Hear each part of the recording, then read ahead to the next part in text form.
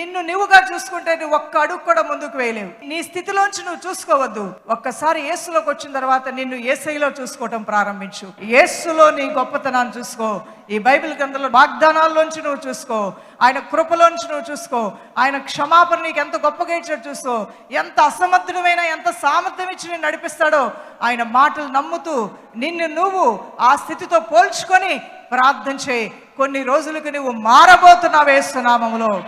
అవును, మోషే తన స్థితిని తానే చూసుకున్నప్పుడు నత్తివాడు, నిష్ప్రయోజకుడు, ఏ దేశపు వాడో సిటిజన్షిప్ ఏంటో కూడా తెలియనటువంటి అయోమయ స్థితిలో బతుకు ఏడుస్తున్నటువంటి వాడు అద్దంలో తన ముఖం తను చూసుకుంటే ఇది ఒక బ్రతికేనా అని మోషే అనుకున్నాడు. దైవజనమా, ఈ రోజు నువ్వు అంటున్నావు అది చేయలేను ప్రభా, ఇది చేయలేను ప్రభా, నాకు ఉద్యోగం రాదు ప్రభా, నేను కొనలేను ప్రభా, నా వల్ల కాదు ప్రభా అంటే నీ దేవుడు అంటాడు నేనున్నాను నీకు తోడుగా పద అంటాడు. నీ దేవుడు నడిపిస్తాడు. దైవజనమా,